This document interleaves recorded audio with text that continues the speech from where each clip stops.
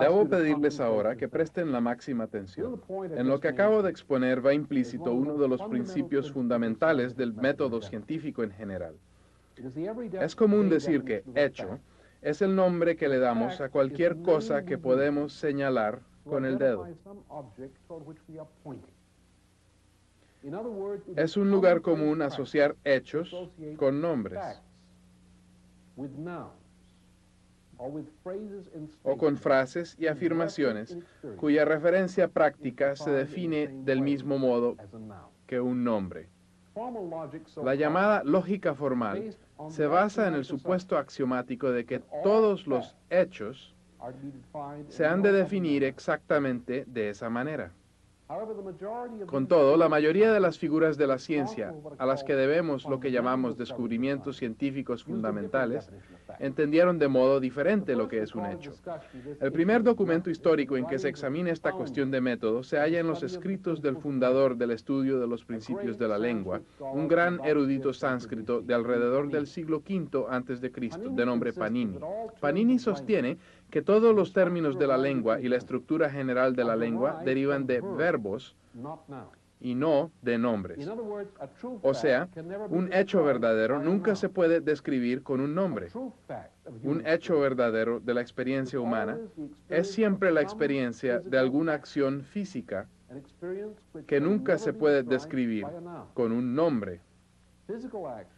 La acción física se describe mediante verbos transitivos. Lo que experimentamos es un cambio en el espacio físico. Cualquier experiencia cobra la forma A, se convierte en B, o A no se convierte en B. O sea, cualquier experiencia ocurre como un cambio o falta de cambio de una cierta suma de espacio y tiempo. La materia tiene la forma y el contenido de una transformación física de una cierta cantidad mínima de espacio-tiempo. Cualquier intento de introducir la idea de materia en sí misma, o espacio en sí mismo, o tiempo en sí mismo, es un absurdo. Solo las transformaciones del espacio-tiempo físico tienen significado real. Consideremos nuestra definición matemática de trabajo como la afirmación de una transformación del espacio-tiempo físico. El tronco definido por la sección elíptica iterativa tiene el significado físico de una transformación del proceso económico de la densidad relativa potencial de población A a la densidad relativa potencial de población B. Expresemos esta transformación con los símbolos P subíndice A y P sub B. Las transformaciones ocurren en el espacio, simbolizado por E, y en el tiempo, simbolizado por T. Así que todas las definiciones de hechos relativos a los procesos económicos deben tener la forma matemática de los procesos que involucran cambios de potencial en el espacio-tiempo físico. Pongamos un ejemplo. Una afirmación simple pero importante. Este es un proceso viviente.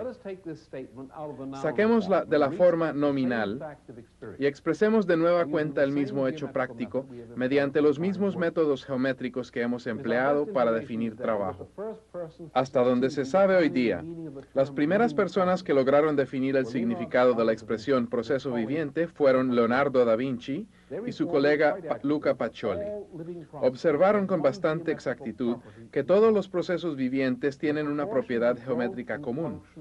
Las proporciones y funciones de los procesos vivientes manifiestan proporciones autosimilares, congruentes con una regla geométrica muy peculiar denominada sección áurea. Todas las funciones de crecimiento relacionadas con los procesos vivientes guardan proporciones armoniosas acordes con el principio de la sección áurea. Este es uno de los ejemplos más simples, la concha de un Nautilus o de cualquier caracol marino. La misma proporción gobierna el crecimiento de todas las plantas. La forma humana, al igual que la forma de todos los animales, se determina por los mismos principios geométricos. La sección áurea no tiene nada de mágico.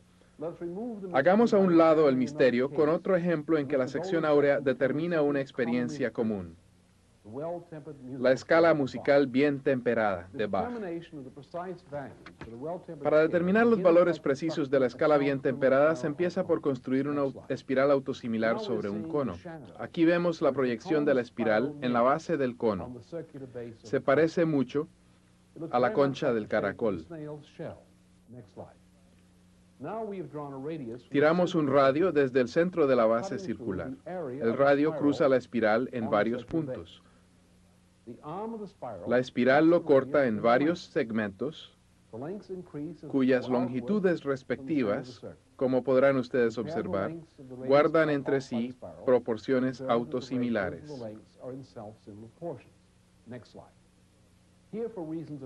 Por motivos de topología, que no trataremos aquí, hemos dividido la base del cono en 12 sectores iguales. Observemos las longitudes de los segmentos en que los radios dividen a la espiral. Imaginemos que la espiral es como la cuerda de un violín o de un cello, y que el dedo del violinista o el chelista aprieta la cuerda en los puntos en que cada radio se interseca con la espiral. Hagan la prueba. Los tonos que escuchen guardarán las proporciones de la escala musical bien temperada.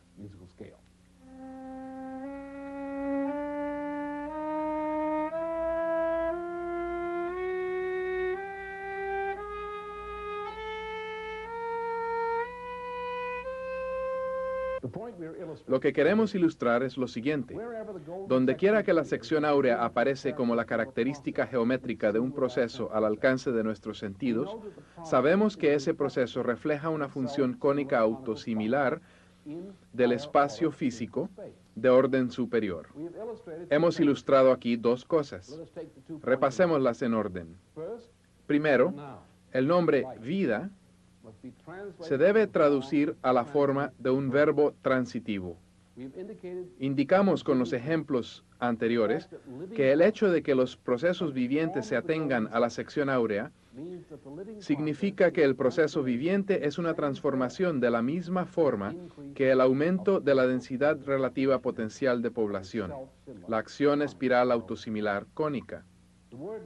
La palabra vida y la expresión proceso viviente se deben traducir a una expresión que haga referencia a la acción espiral cónica autosimilar, a este género de transformación del potencial del espacio-tiempo físico.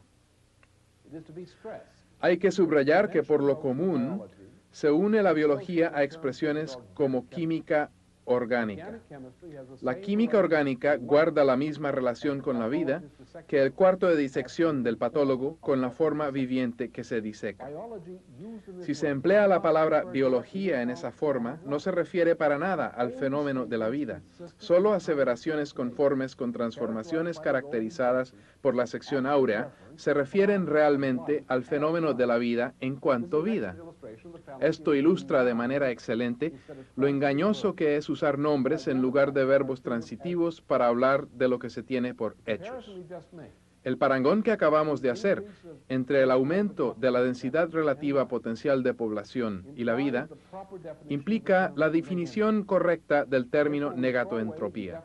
De ahí que desechemos las definiciones de negatoentropía que se emplean por lo común en las discusiones de termodinámica estadística y de la llamada teoría de la información.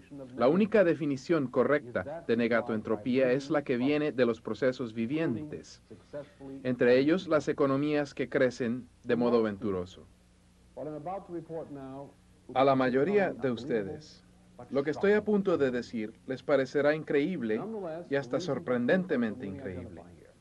Con todo, lo que tengo que decir no solo es verdad, sino que la ciencia moderna lo ha demostrado de manera tan concluyente a partir de la obra de Johannes Kepler, que cualquier opinión en contrario es absurda de necesidad.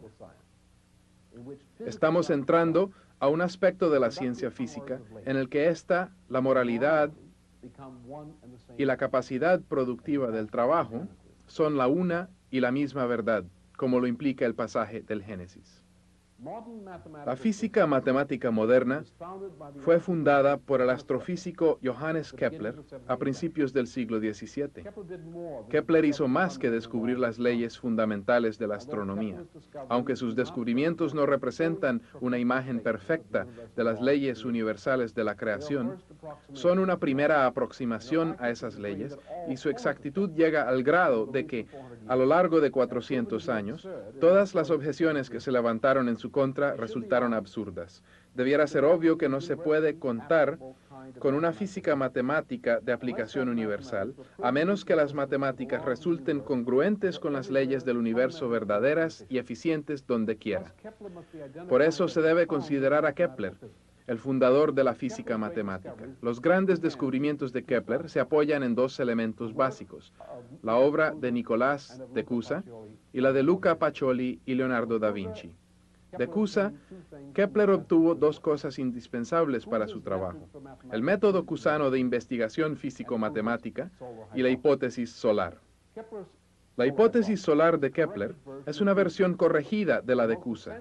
De la obra de Leonardo y Pacioli, lo más importante para los descubrimientos de Kepler fue la labor de aquellos en materia de geometría y su demostración de que todos los procesos vivientes se gobiernan por el principio de la sección áurea. Eso de que Copérnico fue el primero en presentar un modelo del sistema solar con el Sol en el centro es un mito. En la última sección de su célebre Comedia, Dante Alighieri presentó los planetas en órbita alrededor del Sol unos 200 años antes que Copérnico. A mediados del siglo XV, Cusa defendió la hipótesis solar que luego empleó Copérnico. Kepler corrigió la hipótesis solar de Cusa, combinando los descubrimientos de Cusa con los de Leonardo y Pacioli.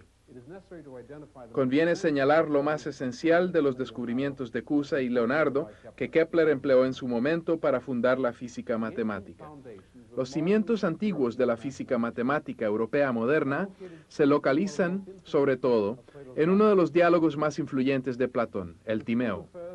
Primero Cusa y luego Pacioli dieron con una nueva demostración de la física del Timeo. Como lo mencionamos antes, Cusa redescubrió lo que se llama el principio isoperimétrico, el principio geométrico en el que se basa el principio de acción mínima de Leibniz. Merced al redescubrimiento de Cusa del principio isoperimétrico, pudo Luca Pacioli dominar el rasgo matemático central del Timeo de Platón.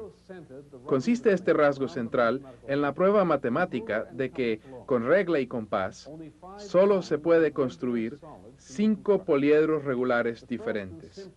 El primero y más simple de los 5 sólidos platónicos es el tetraedro. Cada una de sus caras es un triángulo equilátero. El segundo es el cubo, compuesto de cuadrados. El tercero es el octaedro, cuyas 8 caras son triángulos equiláteros como las del tetraedro. El cuarto es el más importante de los 5. Es el dodecaedro, de 12 caras, cada una de las cuales es un pentágono regular. Para construir un pentágono regular o un dodecaedro con regla y compás, se tiene que construir primero la sección áurea a partir del círculo. Finalmente, el quinto sólido platónico es el icosaedro, de 20 caras, cada una de ellas un triángulo equilátero. Esos son los 5 sólidos platónicos. Luca Pacioli, tal vez en colaboración con Leonardo, compuso un libro titulado La Divina Proporción. En él, Pacioli hizo la demostración de que solo esos 5 poliedros se pueden construir con regla y compás. Luego, en el siglo XVIII, el gran matemático Leonhard Euler elaboró una demostración mucho más poderosa y derivó de ella los principios de esa rama de las matemáticas que se llama topología. Euler demostró que los otros 4 sólidos platónicos se derivan del dodecaedro por construcción. Esto significa que el dodecaedro es un cuerpo simple y único, que expresa los límites absolutos de la construcción con regla y compás. Dado que el dodecaedro se construye a partir de la sección áurea, esta expresa una ley fundamental de la geometría y, en consecuencia, una ley fundamental de la física matemática también. Kepler construyó su modelo matemático de las leyes del sistema solar sobre la base de las interrelaciones entre los 5 sólidos platónicos. O sea, Kepler construyó de pe a pa la física matemática a partir de la sección áurea. Lo cual nos conduce a la verdadera y sorprendente realidad del universo. Todos los procesos vivientes se distinguen de los no vivientes por el hecho de que los procesos vivientes son congruentes con la sección áurea. Kepler demostró que las leyes de la astronomía son también congruentes con la sección áurea, lo cual significa que el universo en su totalidad es un proceso negatoentrópico. Esta sorprendente verdad kepleriana fue objetada luego por muchos personajes notables. Robert Flood, fundador de la masonería especulativa británica, escribió un gordo ataque contra el trabajo de Kepler. Galileo trató de laminar la influencia de la obra de Kepler, y lo mismo hicieron René Descartes e Isaac Newton. Carl Gauss demostró que todos esos ataques contra Kepler eran absurdos. La existencia de los asteroides dio la prueba concluyente de que Kepler tenía razón y sus críticos estaban errados. La demostración de Kepler exige la existencia de una órbita planetaria entre las órbitas de Marte y Júpiter. Kepler dijo que el planeta que ahí estuvo se debe haber destruido y dio los valores armónicos de su órbita. Casi 2 siglos después, Gauss fue el primero en demostrar que los asteroides, entonces recién descubiertos, tienen los valores orbitales que le daba Kepler al planeta destruido. El hecho de que el método de Kepler para definir las leyes de la astronomía requiriese exactamente esa órbita es la prueba empírica más sólida y rigurosa de que todas las críticas que Flood, Descartes, Newton y compañía levantaron contra su física matemática carecen de sentido. La crítica principal que enderezaron Newton y compañía en contra de Kepler es que sus cálculos de las órbitas elípticas de los planetas carecen de solidez matemática y que por lo tanto las leyes astronómicas de Kepler son erróneas. Carl Gauss liquidó también este asunto absolutamente en favor de Kepler. En la figura que aparece en la pantalla pueden ver la ya familiar sección elíptica de un ciclo de la espiral cónica autosimilar. Imaginemos que el cono se sostiene sobre una hoja de papel y veamos la imagen que la elipse proyecta sobre esta. Uno de los focos de la elipse, proyectada en el papel, es nuestro Sol.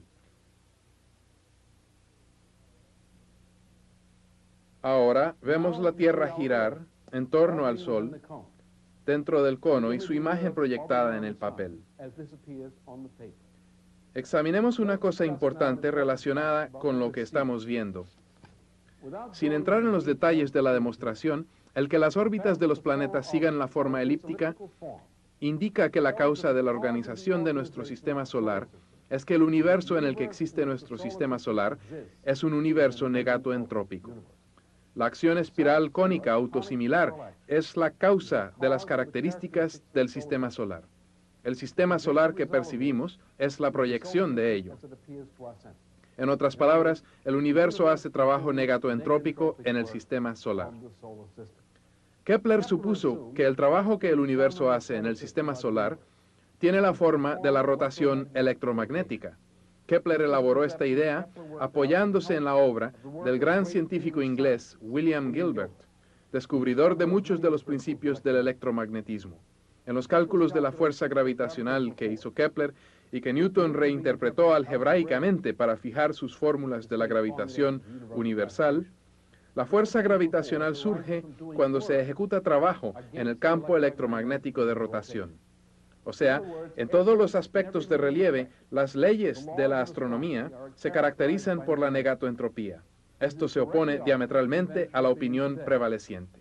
Se alega que la totalidad del universo está hecha de cosas muertas y que los procesos vivientes se deben explicar desde el punto de vista de una física matemática basada en la aritmética de objetos muertos. Por razones que ya reconocía Newton y que se debatieron entre Leibniz y Newton, a un universo de cosas muertas, como el que describe Descartes, se le tendrá que acabar la cuerda como a un reloj mecánico. O sea, lo que se supone por lo común es que el universo es entrópico.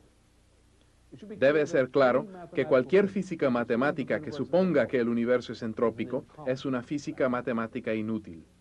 Como lo hemos indicado, la demostración de Kepler de que el universo es negatoentrópico ha confirmado por siglos su validez universal única. Quien quiera que suponga que el universo es entrópico, niega con ello las pruebas concluyentes de la experiencia. Así que cualquier física matemática entrópica no es tan solo un error, sino fruto de la inercia voluntaria. Juntemos lo que hemos dicho sobre el significado de hecho y el de negatoentropía. Primero, por razones ya explicadas, las cosas como tales no son hechos.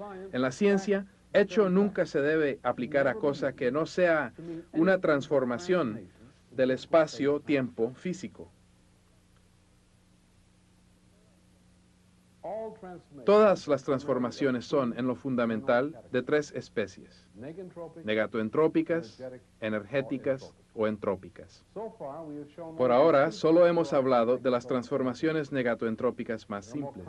Hay transformaciones negatoentrópicas más complicadas, pero sus principios son los mismos que en los ejemplos más simples. Las acciones entrópicas equivalen a una función cónica autosimilar negativa. Todas las clases particulares de transformación se consideran subespecies de alguna de las tres especies fundamentales.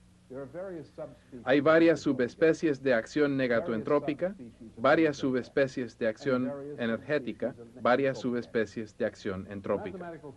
La física matemática, bien entendida, es el estudio de esas subespecies de transformaciones y sus interconexiones en un universo negatoentrópico. La dificultad más importante para entender el universo como lo hemos descrito es el intento de reconciliar lo que hemos expuesto hasta aquí con la creencia habitual de que los objetos de la percepción son cosas de existencia evidente por sí misma. La idea nominalista de la experiencia, que fue la base de la imagen cartesiana del universo. El neófito supone que los objetos se mueven en el espacio vacío e interactúan entre sí. En la imagen del universo que hemos pintado, se reconoce la existencia de las cosas, pero las entendemos de manera muy distinta a la de Descartes. Primero, para nosotros, todos los objetos han sido creados por un proceso universal negatoentrópico. Matemáticamente, este acto de creación de una singularidad generada por la acción espiral autosimilar cónica descrita antes. Tales singularidades se aprovechan en su momento como materia prima para crear nuevas singularidades. Así, en nuestra idea de la física matemática, definimos los objetos matemáticamente como definimos la energía en el estudio de los procesos económicos. Definimos un objeto ante todo comparando el trabajo de su creación y el trabajo que se obtiene de su destrucción. La definición correcta de cualquier objeto se basa en el estudio de las características del objeto desde el punto de vista de su creación y su destrucción. O sea, no consideramos a los objetos cosas acabadas. Los consideramos momentos de transición entre dos procesos de trabajo. Naturalmente, medido en la escala de la vida humana, la existencia del objeto efímero puede ser de miles de millones de años. Desde nuestro punto de vista subjetivo, esos objetos de larga duración parecen tener existencia permanente en el universo, desde el punto de vista de la existencia sin límites de un ser coexistente con el universo. Como la teología cristiana concibe a Dios, concebir a todos los objetos como meros efímeros es el punto de vista natural. Tarde o temprano, así pasen miles de millones de años, los objetos, una vez creados, serán a fin de cuentas destruidos al ser aprovechados de algún modo. Si queremos entender el universo, debemos enseñar a nuestra mente a tratar de ver el universo y sus especies y subespecies de transformaciones del modo en que debe verlo ese ser universal. En unos momentos indicaremos cómo puede cualquier ser humano aprender a observar el universo de esa manera. Antes, hay que anudar un cabo suelto acerca de la física matemática del aumento de la densidad relativa potencial de población. La densidad relativa potencial de población es, obviamente, un modo de medir la relación de la humanidad con la naturaleza en su conjunto. El que cada vez la sociedad requiera menos superficie para sostener a cada individuo significa que se ha intensificado el dominio del hombre sobre la naturaleza. Por razones ya indicadas, eso significa el aumento de la energía per cápita.